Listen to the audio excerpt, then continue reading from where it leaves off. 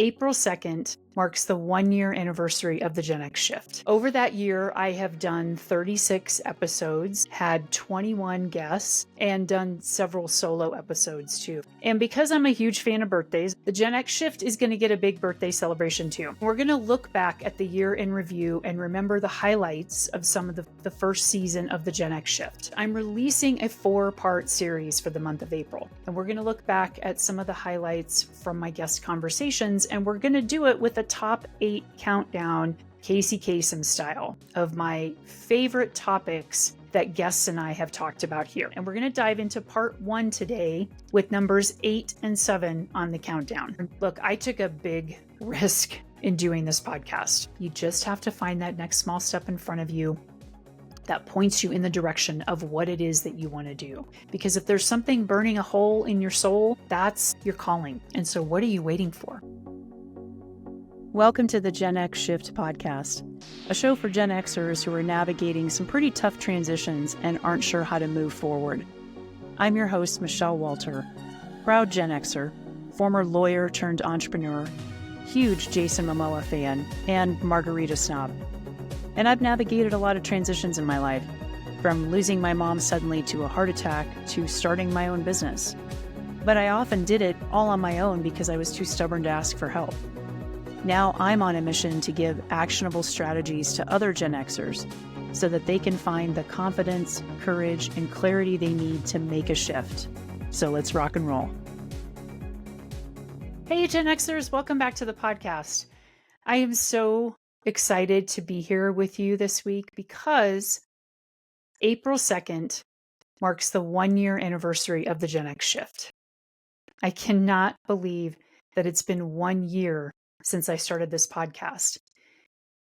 Over that year, I have done 36 episodes, had 21 guests, and done several solo episodes too. Along the way, I've had some amazing conversations with my guests, and I hope that they have inspired you to make shifts in your life. And because I'm a huge fan of birthdays, everybody who knows me knows I'm a big fan of celebrating my birthday. The GenX shift is going to get a big birthday celebration too. So here's what I want to do. I don't just celebrate my birthday for one day, usually. At the very least, it's a very extended weekend. So what we're going to do for this 1-year birthday of my little infant podcast is we're going to celebrate all month. And what that means for you is that I want you to come along on this special celebration because we're going to party like Prince, like it's 1999. We're going to celebrate good times like Kool and the Gang. And we're going to look back at the year in review and remember the highlights of some of the first season of the GenX shift. So here's how you can join the celebration and help me out here. First, I'm releasing a 4-part series for the month of April. 1 episode a week for the next 4 weeks. And we're going to look back at some of the highlights from my guest conversations, and we're going to do it with a top 8 countdown, Kasem-Style, of my favorite topics that guests and I have talked about here. This will give you a chance to hear some of the highlights from those conversations. And then if you haven't listened to the full conversation, go back and hit those conversations so you can get all of the wisdom that was shared and catch up when you're ready. And make sure to go back to the show notes for the episodes because as I was going back and reviewing these episodes, my guests have offered some amazing freebies and discounts, like the discount code from Josh Thurmond from Lava Box Portable Campfires. Go get yourself a Lava Box, use the discount code. And the freebie from Suzanne Greiner for the Perimenopause and Menopause checklist that you can take with you to your doctor to have a conversation. So take advantage of all those amazing resources from the guests. So the second way that I want to invite you in to celebrate is in 2 ways. The first is I want you to sign the GenX Shift birthday card. And what's that mean? Well, I want you to share your biggest takeaways from these episodes over the last year. Was there some truth bomb that hit you from one of these guests? Maybe there was some small seed that was planted that sparked your curiosity. So please share your biggest insights and takeaways on your favorite listening platform, on social media, or send me an email. Because what I want to do is collect all of these takeaways, the comments, reviews, and put them all. I'm going to use Canva because I love Canva. Put them all in a big GenX Shift birthday card that I can share in email and across my social media channels at the end of the month. So it would mean a lot to me if these conversations have impacted you in any way. If you could please share that for the birthday card and the celebration, because I'm not just doing this because I love it. I'm doing it because I want to provide wisdom and insights to support all of you beautiful Gen Xers in making shifts in your lives. And the second way that you can join in the celebrations is let me know what you'd want to hear from season 2. After we finish this month-long celebration, we're going to launch season 2 big time. So I want to hear from you. What topics do you want to have covered? Do you have some guests that you would recommend for the podcast? I've enjoyed this journey so much and learned a lot along the way. And yeah, there are some things that I would like to be different. There's my own feedback that I have for myself. And so I want to hear from you and your feedback about what you want to hear, what you'd like me to do differently. Please be kind. I mean, give me your feedback and do it in a kind way. So please send me an email at podcast@lifefromthesummit.com to share what you'd like to see in season 2. So I mentioned that we're going to do this Casey Kasem countdown style, and I don't have a top 10 countdown. I have a top 8 countdown, which 8 is my lucky number, so that seems appropriate. But before we get into the countdown, I want to share to celebrate a couple things I'm wearing for those of you who aren't watching the video or can't see the video for any reason. First off, I'm wearing an Ocean Pacific sweater that's white at the top with some, I think it's kind of bright baby blue. It's not light blue. It's a really, I don't know what you would call this blue, not an ocean blue, but blue stripes and a hot pink stripe and a purple stripe, like that typical vintage Ocean Pacific style. And the thing about this is that this was my mom's sweater. I actually have a picture of my mom from 1983 with my little brother in a stroller, and my mom is wearing this sweater. I'll see if I can find it and throw it up in the video portion or put it in the show notes too. And the second thing I wore to celebrate today was I found some amazing earrings at a local shop that has local artists. And I wish I could remember the name of this artist. I didn't pay attention when I bought it. But these are, I'm going to lean in for the camera a little bit. They're cassette tapes. And they say, oh, what do they say? I'm going to have to take it out. It says, Best of 1980. I'm holding it up to the camera. Best of 1980. They're cassette tapes. They're kind of a mauve color with red, yellow, and greenish blue on the cassette, like the tape part that you would write on, remember? I just thought that they were so fun. And so I'm going to wear them from time to time for the podcast. So I'm celebrating. I'd love to see if you're listening.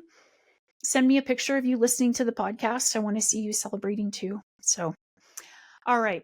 So let's get started with the top 8 countdown. And we're going to dive into part 1 today with numbers 8 and 7 on the countdown. So let's get started by looking at the highlights from my guests with our number 8 topic of health. Let's get physical. My very first guest in episode 2, after my welcome episode, was my dear friend, Monique Jones. We had such a fun, inspiring, and informative conversation around fitness and health, including exercise and nutrition, and the value of making tiny shifts. Monique is an attorney by day and a health and wellness coach by night. She started her own plant-based health and wellness coaching business, and she uses it to spread the good news about fitness and a plant-based lifestyle to women and communities of color. Her mantra, which I mentioned before and I absolutely love, is to live your best life outside the box with grace and laughter and plenty of wine. Monique's story is really a testament to the power of self-acceptance and finding joy in physical activity. We talk about, in fact, the importance of finding enjoyment in physical activity that you really like, one that you can develop a habit with. So sit back and enjoy these highlights from my conversation with Monique, and remember to check out the full conversation in episode 2. And so, can you tell me a little bit about what your fitness was like growing up over your life and how much attention you gave to about how healthy you were? Yeah, I mean, as a kid, I was overweight.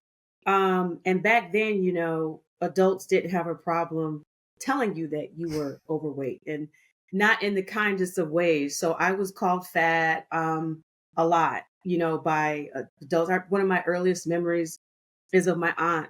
And I think I was maybe 7 or 8, but she told me, um, you know, you have a pretty face, you just need to lose weight. And that kind of stuck with me throughout all my life. I mean, I still remember it now. Do you think growing up in Black culture, issues around weight are different than maybe white culture experiences? I think it's different. And I would say from my experience, I found that it's worse in communities of color because the notion is that, especially as a Black woman, you're supposed to be, big and beautiful. You're supposed to be full figured. And so I can recall losing too much weight, family members saying, wow, you need to eat, you've gone too far. And even when I was actually healthy and, fit and toned, the idea of muscles, working out with weights is sometimes that view from a Black woman's perspective is, we don't necessarily want muscles, right? We want to be soft and fluffy for our man. So I think it's worse from that perspective. What would you recommend to someone who, unlike you, isn't jazzed about working out? What would you tell them would be a good first step in order to start to embrace a little more health and fitness? I would say, number one, find something that you like. You don't have to love it, but find something that you like and that you could do. So, and try to build around that because otherwise, I think after a while, you're going to get tired of the pep talk, the constant encouraging yourself to do something you really don't enjoy. Tell me how you have so embraced doing this as something that is okay to do for yourself. When I turned 40, it was almost like it was my aha moment. And I just really stepped into who I wanted to be. Your 20s and 30s, different phase, but your 40s, you feel more confident, you know more about who you are, what you want. And to some extent, you kind of stop caring what other people think and you don't kind of give up. So that's where I am. Took a while for me to get here, but I'm here and I'm very happy about that. But I can also imagine that there may be some women out there saying, well, that's great for you, Mo and Michelle. You don't have kids. You're not like trying to hold down a household and a family and all the things. So, how is somebody like that supposed to feel like it's okay to put themselves first? at the end of the day, you know, there's always time for yourself. And sometimes you really do have to rearrange some things. Other people, other things have to take a back seat. You have to say no. But what I find most helpful is making use of mornings. Um, I find that time is so quiet. Most people are asleep. You less interruptions. So if you're trying to squeeze in a workout or meal prep or prayer time, meditation or work, whatever it is, try to do it in the morning because it's less likely that you're going to be interrupted by work, by kids, by the husband, by anything else. So, again, what good is it to your kids, to your husband, to your job if you're never able to show up and be authentically or fully you? You're just a version of yourself because you're walking around on fumes. So I also would say be really, really good at organizing. I try to take it one day of the week, usually Sundays, for meal prep. So if you go into the grocery store, you get all your stuff, meal prep on Sundays. That way, throughout the rest of the week, it's quick and easy to grab things. And that way, you're not making last minute rash, bad decisions because you don't have time. So it's just little things, that you could do to help again, to make time for yourself so that you're not draining the battery, unnecessarily. So Yes. tell me a little bit about how you came to your journey of being plant-based. Again, don't get me wrong. I loved meat. I loved eating it. Again, it was part of my roots. I would eat meat, but I didn't like the way it made me feel. So, you eat a big meal, you eat a steak, and then you're like, oh, I'm done for the rest of the evening. You're on the floor somewhere laid out trying to breathe. And I remember I would tease you all the time because I was like, you're vegan? And I was like, oh, there's no way. I was like, oh, that's too much. I can't give up cheese because that's what everybody says. Can't give up cheese. Um, and it was around Thanksgiving of 2016. And my brother reached out to me and said, hey, I watched this documentary. You should watch it. And it was Cowspiracy. So I watched Cowspiracy. I found it very moving and persuasive. And you know how it is. You watch one documentary on Netflix or something, and all these others start popping up. And so I found myself like a week later having watched, I don't know, 4 or 5 different documentaries about animal agriculture and health and stuff like that. And I was turning 40. I was like, I want to embark on this plant based thing. I want to try it for a year. And I would say a month in, I felt different. I looked different. I had more energy. My sleep was better. People were like, oh, your skin is glowing. I just loved it. And I'll be honest with you, I never missed cheese, didn't miss bacon. I didn't die. I'm still here. And in racing, my PRs have been while I've been a plant-based athlete. And Mhm. I love it. That's a whole world of food. That's all the grains, all the vegetables. And I am a foodie. I love to eat. And I will tell you some of the best food that I have tasted has been plant-based. Plant-based. It's been at a plant-based restaurant or even some place where they had the best vegan mac and cheese. Like the world of fruits and vegetables is so diverse, so varied. What would you say to people about how you can shift or integrate those same emotional relationships with food and the memories from childhood over, grandma's chocolate chip cookies? To be totally transparent, there are times when it can be lonely if you are plant-based and you are around family and friends or out to eat at a restaurant. Everyone's enjoying food and they have nothing for you. So I got into the habit of always taking something with me, always having some type of snack or something on me so that I can still kind of be engaged, even though I'm hungry, but just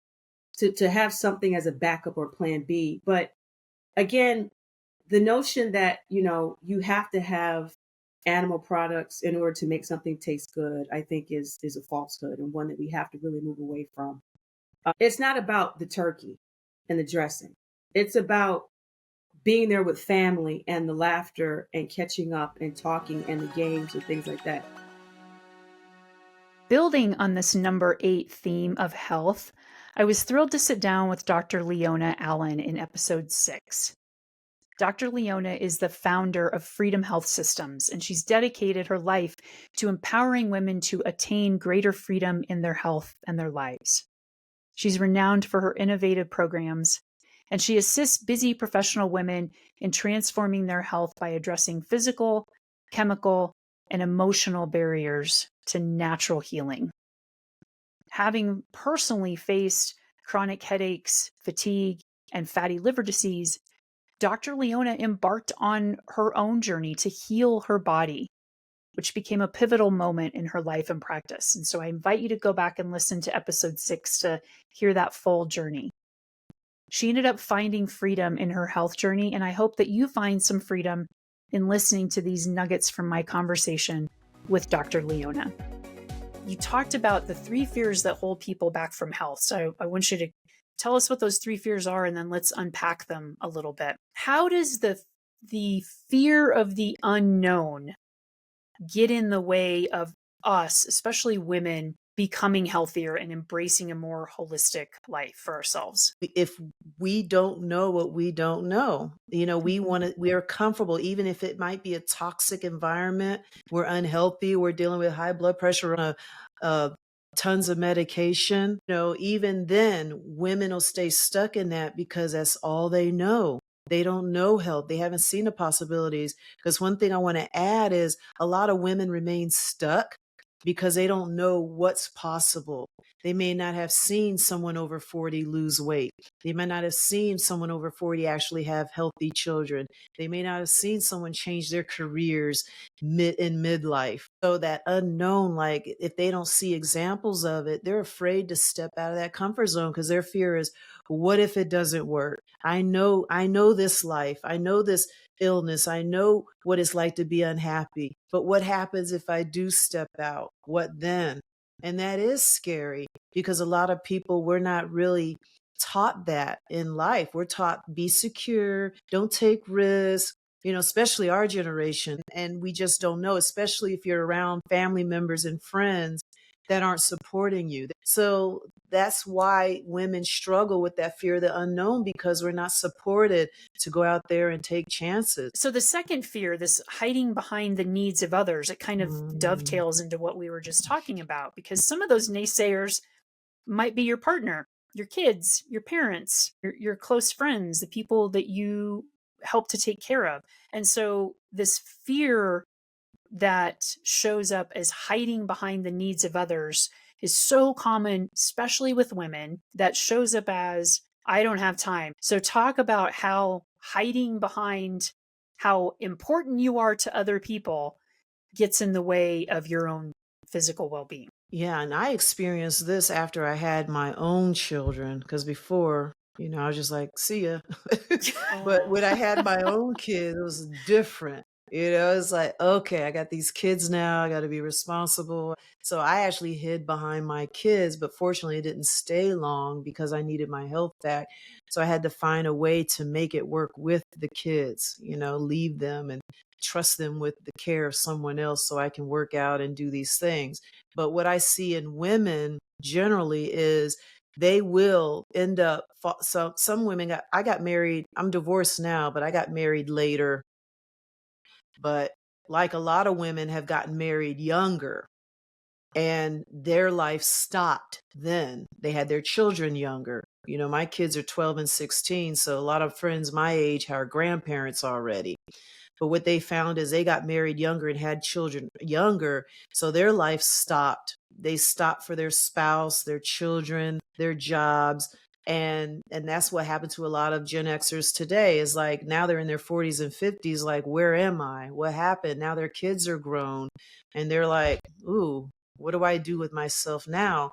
Because they spent the last 20 years taking care of their families. So they would hide and they probably put off their health because they're like, I got to be there for my family. I got to get my kids through school. I got to take care of them. And they have let themselves go. So hiding behind others is a big, big issue, especially now, because now they're at a point in their 40s and 50s where they're like, I want more, but I don't know how to take care of myself anymore because I've been taking care of others. Okay, so the last fear, that fear of being uncomfortable. So what are some of the ways that uncomfortableness, discomfort, shows up in clients that keeps them from wanting to go on this health journey? Anything new is uncomfortable. And again, this is a society issue. It's like we want to be comfortable. We want everything push a button and everything is great. It's like we live in a society where everything is comfortable. You're in pain, there's a pill. It's like it's like you're depressed, there's a pill. We're not taught how to handle life. We medicate it.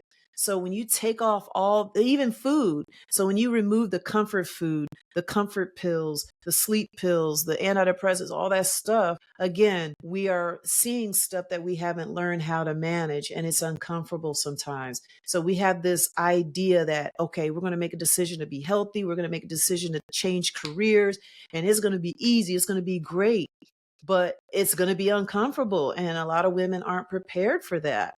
It is going to be uncomfortable. So you got to choose your discomfort to stay where you are or go into that new thing. People are afraid to take risks. They're trying to stay secure and they want to guarantee in all of their decisions. But we got to be willing to take risks. We got to be willing to trust trust not only others, but trust the process. It's Mm-hmm. like choosing your discomfort. You want to be uncomfortable where you are, or you want to be uncomfortable in where you want to go. Either way, there's discomfort, but we got to learn to approach it and not be afraid. All right, moving on to the next highlight, where my journey into health and wellness took a little bit of an unexpected path last year when I learned about the power of genetic testing to understand better how our bodies can metabolize medications, how our bodies respond to stress and environmental factors. So imagine, what if you could better understand how your body, based on your genetics, metabolizes prescription medications and drugs, like even caffeine, for example? What if you could understand how to decrease your prescription drug costs and increase the efficacy of the drugs you are taking? What if you could access a more tailored healthcare plan that allows you to take control over your health and your life? Well, all of that is possible, as my next guest, Matt Comneck, explained in episode 25. Matt is the owner of Grounded Healthcare, and I met him last year, and his business changed the way I look at finding empowerment and autonomy in our health journey, especially as we navigate through our late 40s and into our 60s. Understanding how we can actually use data to help us become healthier and to decrease our medical costs. Matt has committed his entire career to advancing the healthcare space. He has a multifaceted background spanning health administration to medical devices. He's collaborated with a variety of healthcare providers to enhance patient care. And we had an absolutely fascinating and kind of geeking out on the science conversation around genetic testing.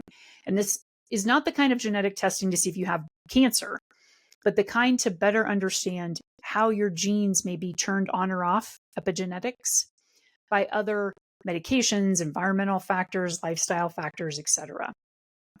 We also talked about the power of microdosing mushrooms or psilocybin. So I invite you to go back and listen to the full conversation in episode 25 to get that part of it. For the highlights, I wanted to focus on the understanding behind genetic testing, the science behind pharmacogenetics. I can't even say it, pharmacogenetics. So take a listen to these highlights from my conversation with Matt. Can you just repeat what pharmacogenetics is? Yeah, so the basis of pharmacogenetics is, it's a genetic test with a cheek swab where it would tell you how your body metabolizes medications. And so this is important for multiple reasons, right? And so there's studies that show increased cost saving associated with genetic testing, decreased adverse drug reactions, increased optimism of therapies such as medications, right? And so the way the government works now is they put you on what's called a formulary. So there's basically the physician has to follow a guidance given by the insurance companies to follow certain medications, right? So you have to potentially fail multiple medications over time before you find the one that you find that works, right? So I call it the therapeutic guessing game or trial and error, which costs time, money, energy. And that's the last thing you want to do is when you're struggling or not feeling well is to have to go through multiple medications and fail them before the insurance is going to cover it for you. And so, the goal with PGX, which is its nickname, is to be able to decrease that therapeutic guessing game, get you on the medication that's best for you earlier, and kind of decrease this time, energy, money involved with that. But you can tell from somebody's genetic makeup, for example, if caffeine is going to be interfering at a certain level or to a certain point with their sleep or with their hormones or whatever it might be. My genetics have taught me that I should not drink caffeine after the afternoon because I'm a slow metabolizer and it will keep me up at night. And so I had to learn that the hard way. But if I would have had this earlier in my life, it'd be like, hey, don't drink caffeine after noon. This is what my genetics tell me I'm predisposed to. Does it define who I am? It doesn't have to. And so let's provide recommendations and action items to optimize my goals and decrease potentially what predispositions I have. Now that I know it's a predisposition, it empowers me to make the decision to make a lifestyle change. And so, Yep. we want this to be a tool to empower you to make change. And Yes. so let's talk about epigenetics for folks who don't know what epigenetics are. Can you tell us what epigenetics is? Yeah, so epigenetics is basically genetic change, and that's based on your environment and external factors. So stress, we talk about PTSD. Basically it makes chemical changes in your brain that changes your genetic makeup, and so those are all external factors. And so, there's studies saying that mindfulness and meditation can have epigenetic changes in a positive way. And so there's the negative impacts that environmental factors, let's just say toxins, stress, things like that can have on you, but also there's the positive ones, the palpable changes that we can make in our lives, and that's through diet, mindfulness, exercise, things like that can positively impact. And so our goal in the future is to be able to look at these genetics as they potentially change based on people's environmental factors. Some people don't want to know what their genetic makeup is because they believe it is a sentence, that this is how you're made, hence this is how you're always going to be. I find your message and the genetic testing opportunity to be very empowering, because what we know from epigenetics is that we have some autonomy over flipping that switch on or off when it comes to our genes.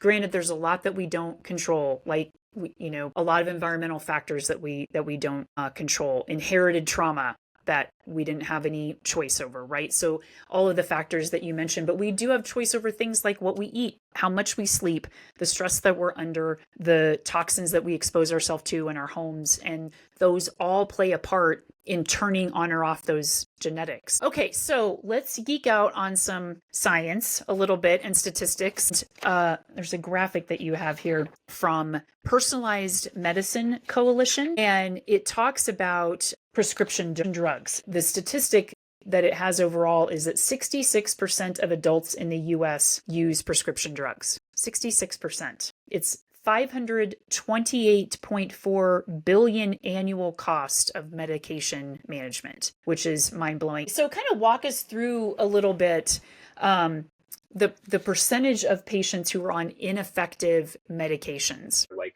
we discussed, antidepressants, which is one of the most commonly used medications, or asthma drugs, or even diabetes. Like looking at these, the fact that these percentages are so high, is upsetting, right? Like it's 2024. Like we should have a better system in place to be able to provide, medications to our consumers in a more effective manner. And so, that it's a huge cost burden, but it's this formulary that we spoke of that, insurances are requiring a certain way for people to take medicines and are requiring them to fail before they can find the one that's actually going to work for them. However, with our pharmacogenetic testing, we can say, hey, this is going to help you, and this is what's going to work based on your genes. Is that the end all be all? Absolutely not. However, this is just an additional resource and tool for you to advocate for yourself as a patient to your provider, or an additional tool for your provider to have more informed decision making to go to the medication that could potentially work for you. And to the Gen Xers who are listening to this, I was like, I think this is the ultimate preventative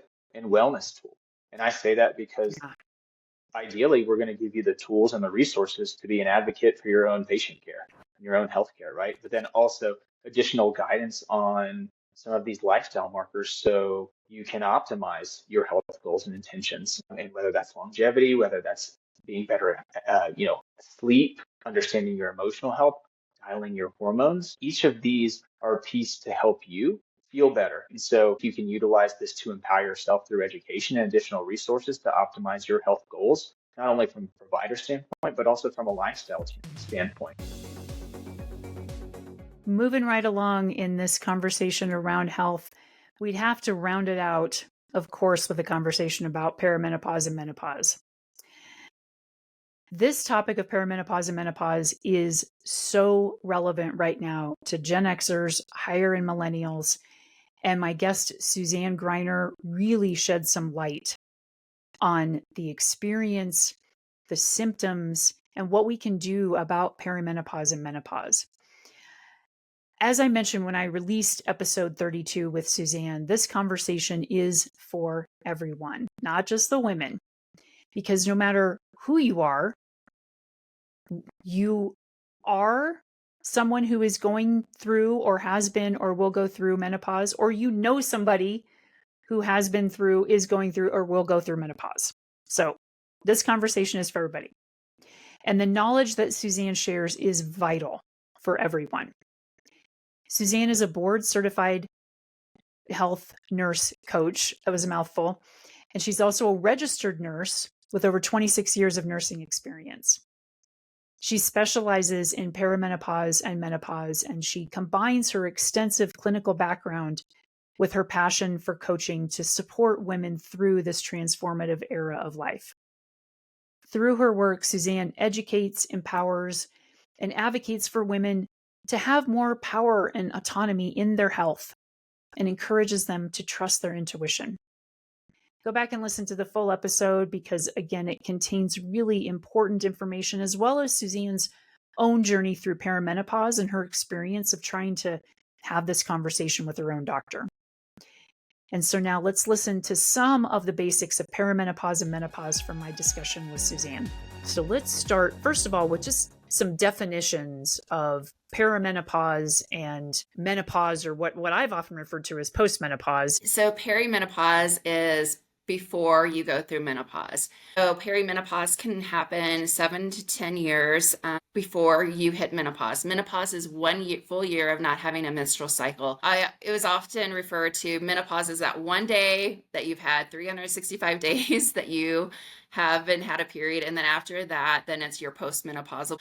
But perimenopause is, it's hard to define because you have the fluctuations of your hormones. So you have three main hormones. You have estrogen, testosterone, and progesterone. Men and women have all three, definitely at varying degrees, different levels. Women go along in life from puberty, early 20s, cycling, having babies. And then all of a sudden we hit this time period where we're only born with so many eggs in our body, in our ovaries. And so we get towards the end of life of our eggs. And that's when we start having the fluctuations of the progesterone and estrogen. Testosterone is this gentle decline over time usually, but sometimes women and men both can drop off in their testosterone levels pretty quickly. And so when we have that drop, we can definitely feel the, symptoms from that. But that perimenopausal phase is a chaotic mess of hormones. There are potentially over 70 symptoms of perimenopause. So I thought we could do like just a little back and forth where we each throw out like a symptom that maybe we've personally experienced or maybe observed in other people. I'll start with just depression as one of my symptoms. Oh. Okay, you go. Weight gain. Brain fog. ADHD symptoms. Anxiety. Ear itching. Dry skin. Dental changes. Dry hair. Loss of hair. Lack of focus. Oh, yeah. Yeah. Irritability. Joint pain. I have to say this, decreased libido. Yes. Thank you for saying that. Vaginal dryness. Pins and needle feeling running up and down your arms. Feeling like I'm being eaten by bugs while I'm trying to go to sleep. Night sweats. Oh, yeah. Hot flashes. Heart palpitations. That's a common one. Exhaustion, fatigue. Yeah. Oh gosh, exhaustion. Yeah, absolutely. Yeah. Again, there's like the strength, like your muscle tone is just like muscle loss, collagen loss, like saggy skin. Yeah. Yeah. Let's talk about the hormone replacement therapy because I will fully admit my view on this is going to complete 180 just in the last 6 months because I had traditionally been one of those people who I try as much as I can to just support myself naturally, and try and take as little medication as possible in general. And so when I would traditionally hear hormone replacement, HRT, I would think, nope, not for me, not going to be putting stuff, not going to be giving more money to the pharmaceutical companies into my body, right? A lot of that was due to what I now understand to be misinformation by the WHI study that you mentioned. And this documentary talks about that study and talks about more current and correct, accurate scientific information that's coming out about hormone replacement therapy. So can you walk us through that, starting with, first of all, what's the WHI and what was the study that was back in 2002? Is that correct? Yeah, it came out in 2002. Around HRT. Yeah, so WHI is the Women's Health Initiative. They decided to do a big study on women going through menopause and hormone replacement therapy. So at the time, this started kind of in the late 90s, and so they really were looking at women and the effects of hormone replacement therapy on different disease states or different things, as they age. And a lot of hormone replacement therapy back in the days were like synthetic forms. The average age of a woman that was studied was 63. So that's 10 years after going through menopause. And they started them on hormone replacement therapy 10 years after they experienced menopause. So now they're saying, it's healthier or it's better to start women within 10 years of having menopause on hormone replacement therapy. What we're finding is hormone replacement therapy is actually, once it started sooner, it actually has more of a preventative measure. It showed a lower risk of colon cancer. It actually reduced the risk of breast cancer, just estrogen alone, in that arm of the study. And it showed a few other things that was never promoted about the study. So it really brought a lot of misconceptions to the medical field of like, wait, we're not even going to touch like increasing the risk of breast cancer. So we're not even going to prescribe it because we don't understand. There are a lot of benefits to hormone replacement therapy because when we have that drop of estrogen, we're noticing women having osteoporosis. So having hormone replacement therapy actually helps with their bone density over time. So we become more insulin resistant during perimenopause and menopausal years because we have that loss of estrogen that actually helps with our insulin resistance. So we actually become type 2 diabetics a little bit more after we've gone through perimenopause and menopause because some of the hormonal changes. But there's a lot of health benefits over time. They're thinking that even with Alzheimer's, 2/3 of the patients that have Alzheimer's are women. And so they're wondering if there's a correlation with a decrease in estrogen. So what are some of the other supportive avenues that we know that women can take advantage of to help them make the menopause journey just a little more easeful? Number one, and first and foremost, I think with anything that you have, nutrition is number one. That's like, to me, I feel like that is the root layer, foundational layer that you should start with, because we're looking at this cellular level and making sure that at the cell level, you are being optimized to perform effectively. Some things that are different during perimenopause and menopause is protein is so important. We're losing 1% to 3% muscle loss every year after the age of 40. So eating more protein is going to help you with that muscle loss, but then also fiber. We don't eat enough fiber in our diets as Americans. But fiber is super helpful for perimenopause, menopausal women for two reasons. It helps with visceral fat, and it also helps with your blood sugar regulation. I'm not afraid to eat carbs. I think carbs are very vital. So one thing I've done was really making sure that I wrap my carbs with a healthy fat, fiber, or protein. And the second thing is exercise is a little bit differently. We really, really have to focus on strength training during this time frame because, like I said, we have that 1% to 3% muscle loss per year after the age of 40. So do you have any words of advice in terms of helping our sleep or changing our relationship with crappy sleep during this time? There's a lot of things. What is causing you to wake up at night? Or is it night sweats and hot flashes? If it is those, address your hormones first. Do you need to be on a hormone replacement therapy? But if you don't want to be on hormone replacement therapy, there is magnesium L-threonate and magnesium glycinate that can help you with sleep. And then also I would say, what are some things that you can do to kind of get your body ready to go to sleep at night? You fall asleep better when your body drops a degree in temperature, then your body can sleep better. So what does that look like? Do you need cooling sheets? Do you need the window cracked open? Do you need your house to be cooler at night? But also leading up to going to sleep, start winding down 2 to 3 hours before you go to bed. Make sure you don't eat a heavy meal before bedtime. But it's also like dimming the lights in your house, maybe drinking some chamomile tea, just kind of like, this is my self-care moment of winding down for the day. If you have racing thoughts, maybe it's journaling, getting those thoughts out of your head before you go to bed. But make sleep very valuable to you. All right, that closes out number 8 on the countdown of favorite topics from the first year, the health topic. My intention for season 2 is to bring even more conversations around the topic of health and wellness so that I can help all Gen Xers to move them through their late 40s into now the early 60s, because some Gen Xers are hitting 60 this year. So again, if there's a topic that you would like me to cover, or you have a guest who you think would be helpful around the issue and topic of health, please let me know. Now we're moving on to number 7 in the countdown: leadership, entrepreneurship, and career shifts. Let's tap into the eye of the tiger. Back in episode 3, very early on in the podcast, one of my favorite guests is Josh Thurmond, the owner of Lava Box Portable Campfire. Please go back and listen to this entire episode to hear about how I met Josh. It involved me deciding to hop in the back of a random camper van with a complete stranger who just happened to be Josh. Josh talked about the experience of being on Shark Tank and all of the ways in which he has embraced his creative entrepreneurial spirit.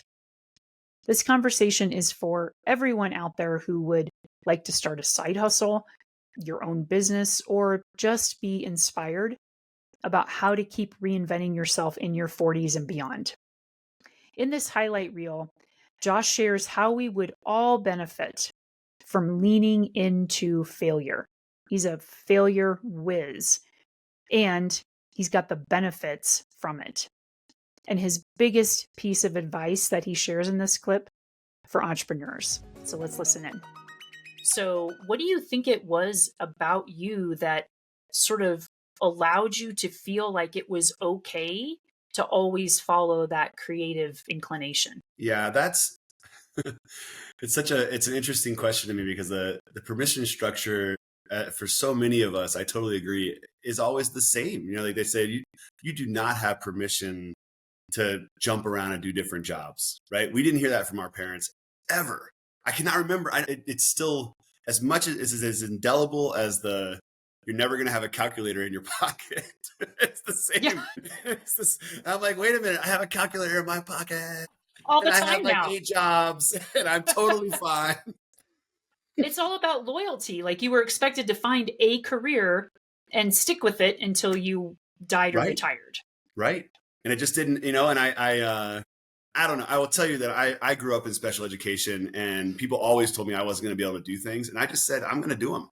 And so I think I might be in a little bit of a different place on that, just because I refuse to have people tell me I couldn't do something. And I know this is important for listeners that a number of things failed. Some big ones, like spectacularly failed.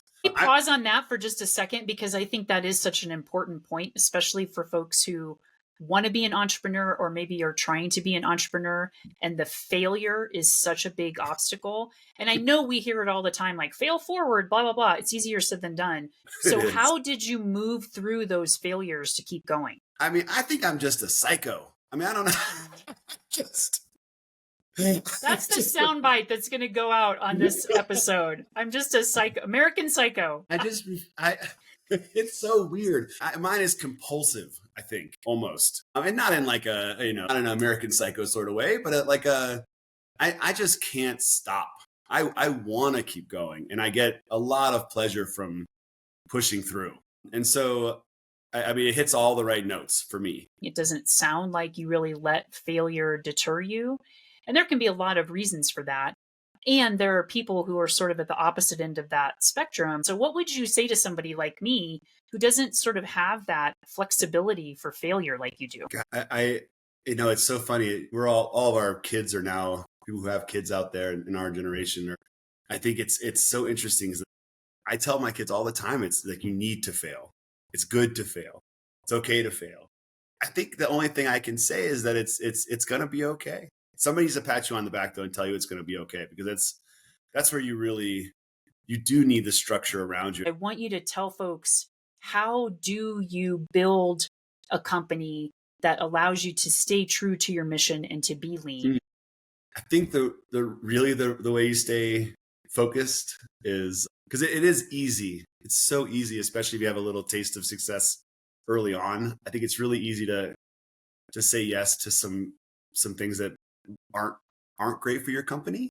And we do it really simple. The thing is innovate, keep building, keep doing something new. And that's true to me. I mean, that's my choice, right? I want to innovate. I want to do the next thing before everybody else. Our second one is fix shit. So we have 3. And that's literally our... It's a good motto. Just fix shit. And our last one is keep going. And we actually have it on everywhere. It's on our mouse pads. It's everywhere. Those 3 things. Those are great. Can you say those 3 things one more time? Because I think those are a huge takeaway. Fix shit and keep going. You asked like what it all means and how do you feel better about failing? You just have to fucking keep going. There's no choice. I've been in dark places in my life, and the number one thing is keep going. Open your eyes the next day and keep going. Curious, what would be one piece of advice that you could give someone who is thinking about becoming an entrepreneur that would help them on their journey? Yeah, the biggest one is don't wait. Our planet is moving so fast. The zeitgeist is like every single idea, every single piece that's out there is firing in people's minds. So don't wait. It is the person who acts. It's not the person who thinks of it. It's not the person who did this or that. And so if you wait, you'll miss it. And I think that's the biggest piece. People always ask me this, and it's the big one. You have to jump in and go. You can't wait. If you wait, you will lose. Remember to go back and check out the show notes for episode 3 so that you can get that discount code for your Lava Box portable campfire. Summer's coming up, and I'm telling you, you're going to want a Lava Box, especially if you live in the West where fires are often prohibited. One of the things that I have loved most about doing this podcast is showcasing the brilliant work that my beautiful friends are doing in the world. It's such a privilege. And one of the most inspiring friends I've gotten to know along my journey the last 5 years or so is my friend and fellow coach, Jen Porter of Transformative Coaching. Jen is a leadership coach who specializes in helping ambitious women connect their purpose with their work and carve out their own path for the second half of life. I got to sit down with Jen for episode 4, and we dove deeper into a game-changing statement that she said to me early on in our friendship. We also talk about what leadership really means and how women can learn to step into leadership in all areas of their life. So enjoy these highlights with Jen. And I remember, and this still sticks with me, and I still pass this on to a lot of people, that you said to me when I was stressing about, I don't know how I'm going to do this. How can I make this happen? And you actually said to me, well, what if the how is none of your business? It's so funny that you mentioned about the how. The how is none of your business. I still don't know where I heard that, but I still use it. I even shared it with somebody this week. And I use it for myself. It's a way of saying we don't have to figure out how we're going to make this happen. We have to start with what and why, because we get really paralyzed in the overanalyzing. And what happens is we have a vision, we have a desire, we have a want that we want to move toward it. And we get stopped because we don't know how it's going to work. And it seems impossible. It looks impossible. And so most of the time what happens is we give up because we can't figure it out. And so the work is start to name it, get more clear on the vision, and then the how actually comes. And what happens is when we put our desires out there, the doors open, the people come, the opportunities arise, and we find our way. You speak for just a moment about what leadership means to you and what your definition. Everybody is a leader. Because I came from a place where I didn't see myself as a leader, I understand that not everyone believes that or sees that. And so, I always say that even a child can be a leader if they have a younger sibling. That little sibling is following that child. Leadership, it's such a big topic. It comes with a lot of responsibility. And I think it's one of the most important ways that we learn how to be in our leadership, whether it is a mom, whether it is a clerk or someone leading an entire organization. I have this belief that the way in which we lead has so many consequences, and we can leave a wake of destruction in our path, or we can actually leave a legacy of building others up, of drawing out the very best in others, helping others shine and operate in their strengths. to lead to the point where others are rising beyond you because you've helped them reach their potential, seeing things in people that they don't see in themselves yet. We can tell when our leadership is effective and where there are some weak spots that need to be shored up. And so reaching out to a coach to say, I actually want to get better. I want to be the healthiest, most vibrant leader that I can be. Can you help me do that? There's a group that I'm partnering with that help women who are going through career transitions find clarity, get supportive coaching, and get to the places they really want to be. And she was the founder of this organization, said the biggest reason that women don't get what they need is because they won't invest in themselves. It's the biggest reason that they're held back is we don't invest in ourselves. And I've had to learn that. I'm still learning that. Where are the places where I have enough confidence and am empowered in my being to make the investments that are good and wise for me? Why is that? Yep. Why is that? It's not that they don't want it. It's not that they don't see the value. It's that they haven't convinced themselves that they're worthy of investing in. And so they're going to invest in everybody else and everything else. They'll invest in their kids, vacations, wardrobes, households. There are all kinds of things that we invest in. But when it comes to a growth path for ourselves, we often will say no. And that's the biggest disservice that we can do. I do leadership coaching, working with women who, I like to say they've had a lot of success in their careers to this point, but they're waking up to the fact that they now have some choices. I mean, they've earned their stripes in the workplace, and now they realize, wow, I have a huge set of skills and experiences to draw from. What do I want to do? How do I want to spend the rest of my career? The second phase of life. What do I want to be doing? How do I want to be giving of my talent, my skills, and my strength and my energy? And really helping them figure out, what is that? Getting clarity on, what do you really want? What are your greatest strengths? How do you want to spend all of that? And then figuring out, exploring various paths where they can align that. It's being in the fullness of who you are and in your full essence, and coming from that place to bring what it is that you have to offer to your team or to your family or to your community or whatever it is. I find that when we are disconnected from our purpose in what we're carrying out on a daily basis, it is extremely draining and we will burn out. As soon as we identify what is the meaning and the purpose in what I'm doing, what's the impact, why does this matter, and how does that mattering align with my values and what matters most to me in this world, that's when the fuel comes. That's when the energy comes. It's when we can align our work with our purpose, it is deeply satisfying. It's deeply satisfying.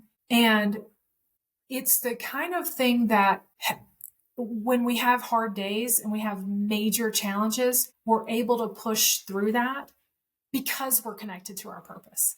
We understand and have the perspective. And so a lot of times people have lost sight or never really discovered what is their purpose in the world and how might their current work or lifestyle or family, how does that really align with what they're created for? And if it doesn't, where can you make some adjustments? These aren't major, like blow up your life and make all these changes kind of things. This is simple shifts to bring deeper satisfaction and fulfillment to what it is that you're already doing. And maybe it is a career change. Maybe it is a geographic move. Maybe it's simply shifting mindset so that they can see more clearly, and then doing the transformative work of, what do you want to be different? Where are we going? Where do you want to move to? And how do we get you there? Expanding on the conversation around leadership, the next guest I want to highlight is former Department of Justice colleague and lawyer turned coach and entrepreneur, Ben Grimes. He's the brilliant mind behind BKG Leadership Coaching.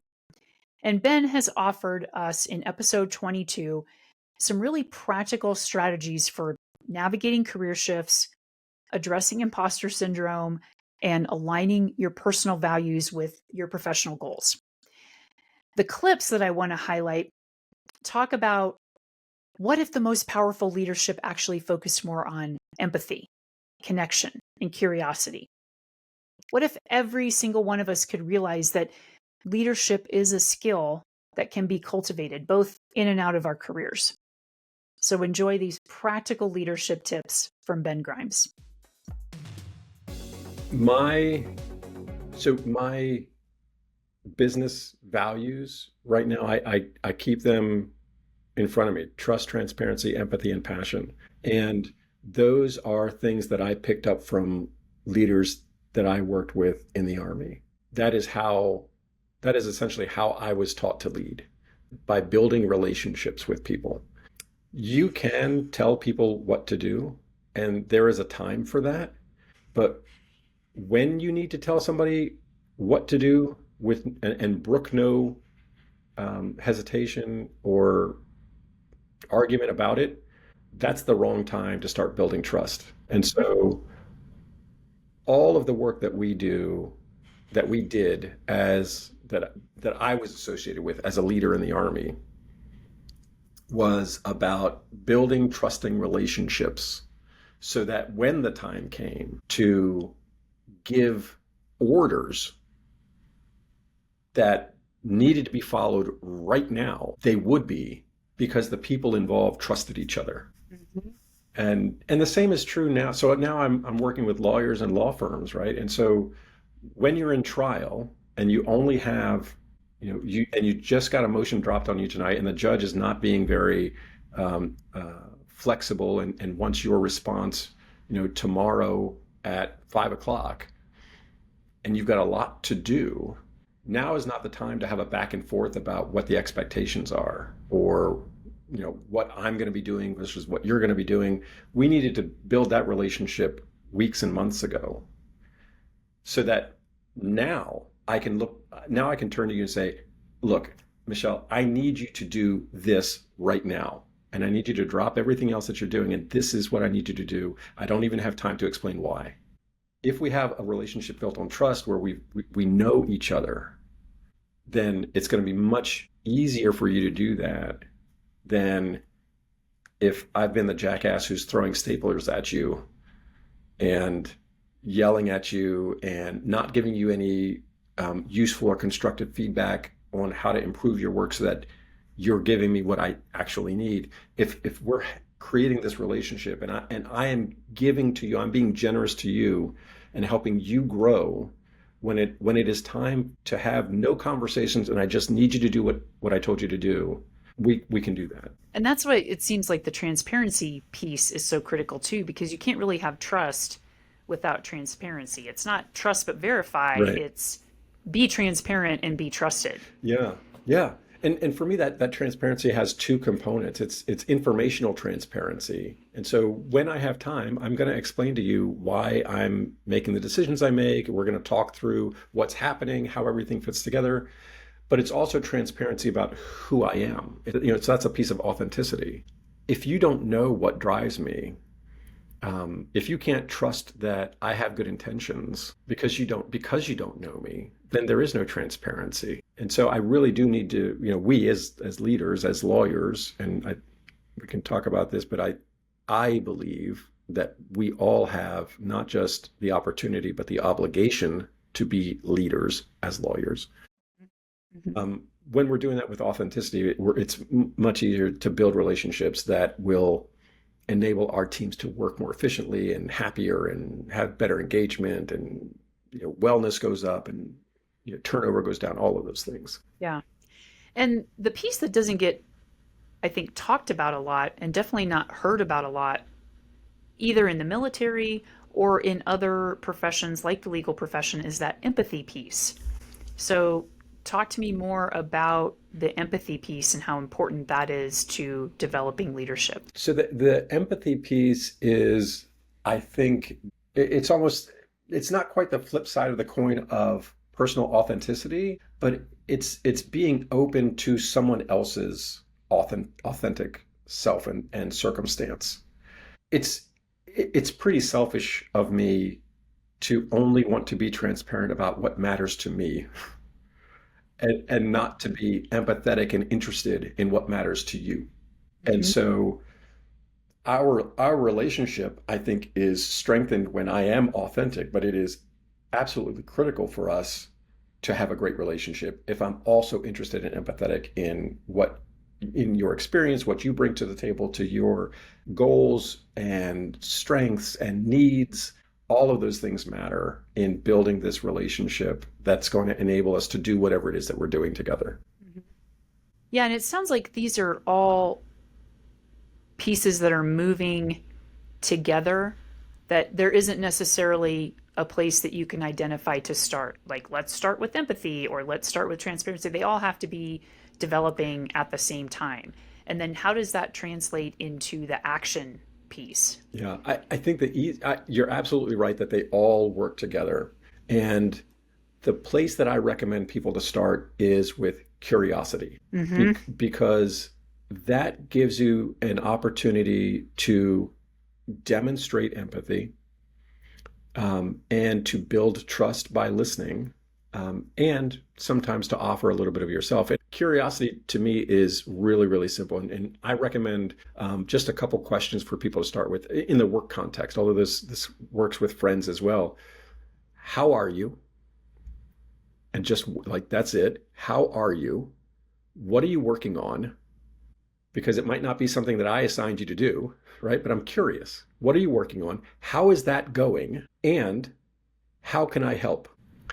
Beautiful. Because those questions, when you ask them without an agenda, right? This is not me asking to check up on the things that I asked you to do last week. You have to ask them without an agenda. And when you do that regularly, people will understand your curiosity is authentic. But it gives them a chance to share with you whatever they're comfortable sharing. So how are you? That's that opportunity for you to be empathetic and for them to be authentic. What are you working on? Shows interest in their growth. How is it going again? And how can I help? And the question is not, would it help if I did X, Y, and Z? You have to leave the autonomy of the answer with them. How can I help? Maybe it's nothing. Maybe I just appreciate you listening. Maybe you could introduce me to Michelle because I would really like to work with her on a project. And so asking those simple questions, just being curious in that simple way takes no time at all. You can have that conversation in 3 minutes. And if you're checking in with a friend over coffee, you can expand it, of course, but it is such an easy set of questions that I think are so valuable in deepening relationships, creating and deepening relationships with folks that we are spending our time with. And finally, continuing to build on that leadership topic and move into career shifts, what if you learn to say yes to something else by saying no to what does not give your life meaning and purpose? In episode 27, I spoke with Nehrlich, who's an executive coach who helps leaders have more impact by drawing on his 25 years of experience in the tech industry. He loves to identify and challenge mindsets and habits that hold people back from their next level of leadership. He published his first book in 2023 called You Have a Choice: Beyond Hard Work to Meaningful Impact. And he wrote it to share his principles and mindsets that have helped him and his clients with a wider audience. Eric shares his story of workaholism, burnout, and the biggest barriers that executives face when it comes to shifting their leadership mindset. So I know there's some of you executive leaders and high-level managers out there. You're going to want to take a listen to these highlights. There's a saying that from the wound comes the gift. And so that wound of not belonging meant I have this gift of being able to fit in. I had this gift of understanding different perspectives. I had this gift of being able to connect across people that don't understand each other. And that's turned out to be my superpower in my career throughout all my different jobs. Even understanding how do I the perspective and connect to it and then help that person see a different perspective. In that 25-year tech career, what do you think really was leading up to the burnout that you started experiencing? I think what changed was at Google was different than most places. Because it was like, it was kind of one of those things like, okay, here's what we expect you to do. Hit this high bar. Once you hit it, I'm like, okay, I got it. I figured it out. I'm kind of on, they're like, great. You figured that out? Here's the next bar. Go do that. I'm like, ooh, okay, I can do that. Oh, you got that under control? Okay, great. We'll give you some more. Like every time I hit the bar, they would give me more. It was like, it made sense. Like this guy's competent, give him more stuff to do. But I had never learned how to say no. I had never learned to say enough. And so 3 years into Google, I'm working 8 a.m. to midnight every day.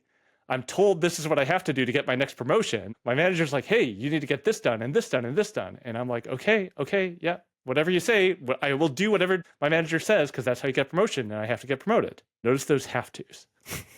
That's what trapped me. I was like, I don't see a way out because I have to do whatever my manager says. I have to go get that promotion. And that's what led to me just destroying my body. Like literally in Christmas 2011, I got through all the tasks that we had to get through by the end of the year, got to Christmas Day and just collapsed. Like in bed, 103-degree fever, like did not get out of bed basically for a week because my body was completely destroyed. What was unusual for me is somewhere in that week, I had this crazy thought. What if I didn't have to get that promotion? What if I said no to more work? And I was like, ooh, I don't know what that voice, like that's weird. But I was in such a low spot that I listened to it. And I went into my manager in January and I was like, I'm not going to work that hard anymore. And they were like, what do you mean? Can't do this. I can't keep going at this rate. And they're like, well, if you can't do the work, you're not getting that promotion. That's okay. I don't need the promotion. And they're like, if you can't handle the work, I'll find somebody that can.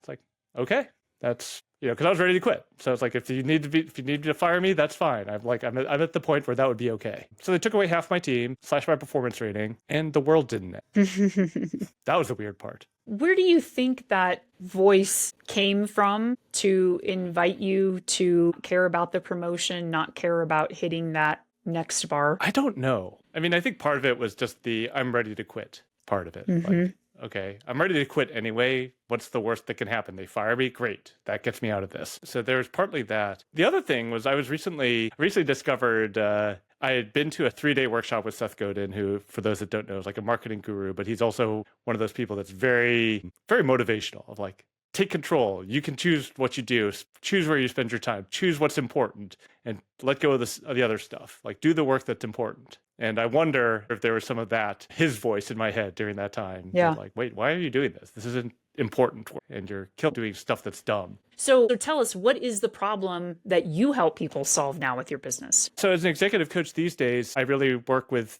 honestly, people trying to get to that executive level and really operate successfully at the executive level. And what's different about it being an executive is that it's not about the work. So we get through a lot of our career being problem solvers by taking a piece of work we're given and dealing with it, executing on it, solving it, being an expert in the details, knowing everything about a domain. And that applies in engineering and product and marketing and sales and law. And people think like, oh, so being really good at my job is what gets me up the ladder. Because it's true. As you get promoted for knowing more and more and being an expert and so forth and so on. And then there's this transition that happens. And it's not your job anymore to do the work, to solve the problems. When you become an executive, regardless of what the title is, but executive mindset is what I call it.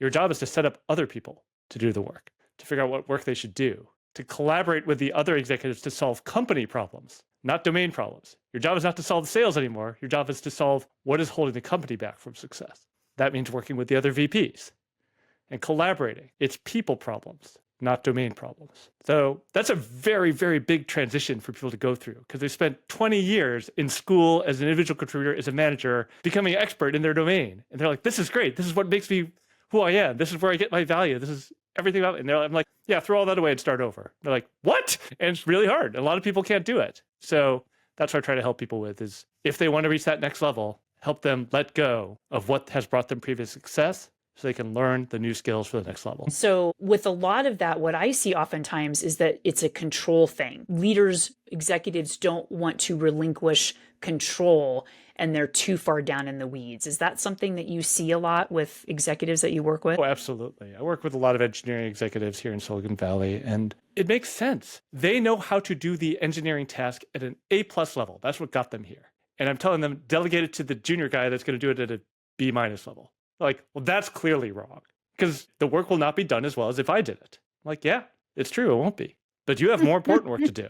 And they're like, what? This is my work. Like, no, this is their work. Your job is to coach them to get up to an A+ level. They're here now. You coach them to get to that level. You put in place the people and the processes to help them get to that level. But your job is to set up the system to produce more people that do that work at an A+ level, not to do the work yourself. It's how you scale yourself as a leader. But it's so hard because in any individual instance, you're like, I could do it better than the person I'm giving it to. It's like, yes, that is true. And it's still the wrong reaction. What's the underlying issue in that for them? Good question. I think it's the insecurity. Like, it's still the work is still their responsibility, which it is. They're the leader. And they're like, well, I can't let this work under me be subpar quality. And so it is a bit the control thing you mentioned, but it's really that fear. Like, if this doesn't go well, I'm going to get blamed. So I have to make sure it goes well. And the way I know how to do that is to go in and do it myself. Yeah.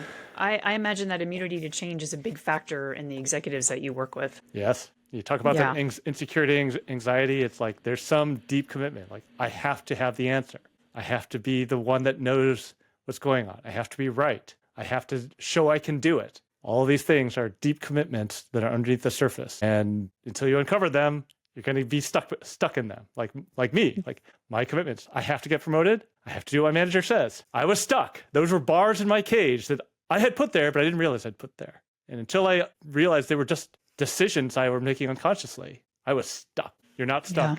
You have a choice. You can do something different. It doesn't have to be this way. If people can really internalize that message, that's my hope. Those 4 guests, Josh, Jen, Ben, and Eric, really have the eye of the tiger. They are true thought leaders when it comes to leadership, entrepreneurship, and career shifts. So I hope you check out their full conversations. And that does it.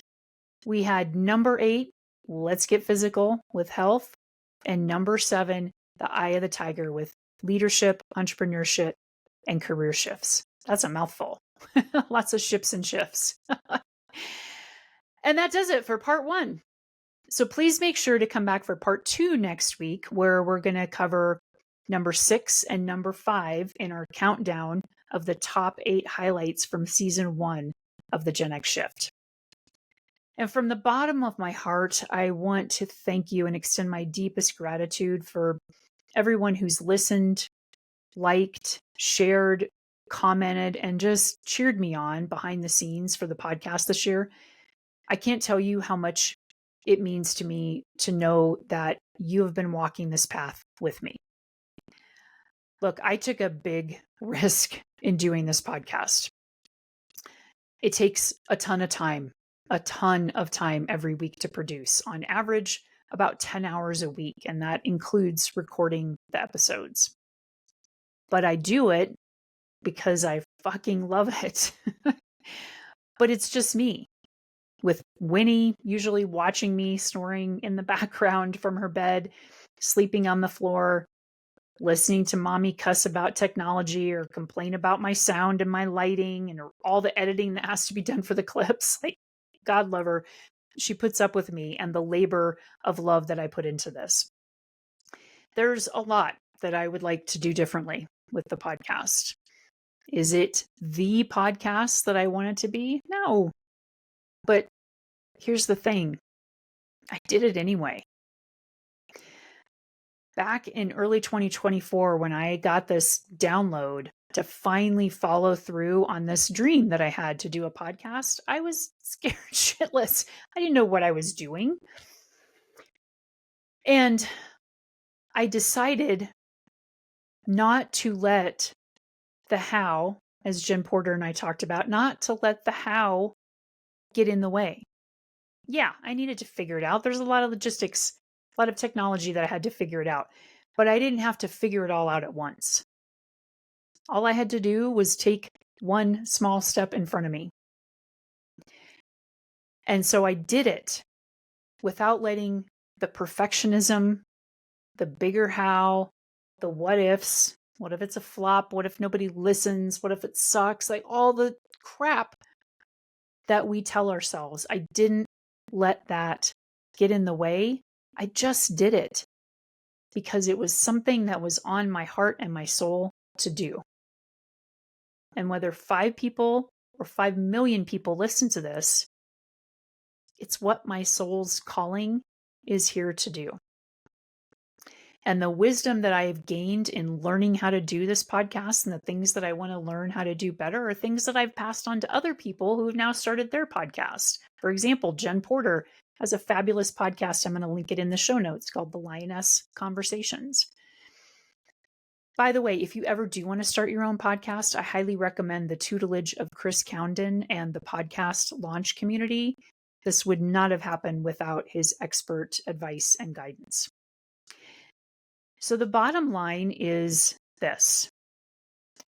I did something unknown because it just felt like what I was supposed to do. Do you have something like that? It was a calling that I couldn't ignore. I didn't let the BS notions of perfectionism and it might suck, I might suck, nobody's gonna like all that stuff. I didn't let that get in the way. And I haven't let all of the internal judgments and criticisms along the way get in the way. I'm still here, still doing it a year later. And trust me, even going back over these episodes for the last year, I had a lot of judgments and criticisms coming up. Things I had screwed up, the way things looked, the way I sounded, there was a lot of criticism, trust me. And I'm still showing up to do it. I'm taking the feedback from that. I'm learning from it. I'm learning how to be kind and patient and gracious with myself. And I'm still doing it because this is what lights me up. This is what I want to be doing. And it's hard. I'm doing it all on my own. Everything is on my own right now with Winnie's emotional support. So if you see typos, if you see errors and mistakes, it's because you have a 53-year-old sleep-deprived, menopausal, stressed out woman doing all this shit by herself. Okay? So please bear with me. And I'm still doing it. So I say all of that because I want you to start asking yourself, what is on your heart and soul that lights you up? What has been calling to you, that thing in the back of your head that like, I'd really like to try that someday, but. I could have very easily decided, I'd like to try a podcast, but it's too hard. It's too time consuming. I'm not good at the tech. I don't have a professional setup, blah, blah, blah, blah, blah. So let me leave you with this. What lights you up? Could you give a little more time to what lights you up? Or is there a secret desire you have or something deep inside you that you know, deep in your soul, in every cell in your body that you want to do, but you've held yourself back by fear, perfectionism, or the dreaded, I don't know how. If you're saying, I don't know how, it's just an excuse. Yeah, you may not know how, but all you need to know is what is one thing I can do right in front of me. And that one thing might be researching how to do it. So I don't know is just a way to keep us playing small. Let me tell you that you don't have to have it all figured out. You just have to find that next small step in front of you that points you in the direction of what it is that you want to do. Because if there's something burning a hole in your soul, that's your calling. That's what you're here, that you're meant to do. And so what are you waiting for? As Josh Thurmond said, go after it. Don't wait. And as I've said before, in the context of my mom, who died at 58, working by herself alone in her office at midnight, don't take your dreams to the graveyard. So reflect on that between now and next week. And I hope something in these episodes over this last year or the highlights that I shared today have inspired you to start to think about what is burning that hole in your soul, what lights you up, and how can you give a little bit more time to that and take one small step toward that. Thanks so much for kicking off the celebration with me. Remember, Share your celebration so I can put it on the big GenX birthday card. Send me your comments. Put your comments wherever you're listening. Share on social media photos of you listening or send them to me. Let's just celebrate all month long. Celebrate good times. And until next time, stay gold, Gen Xers.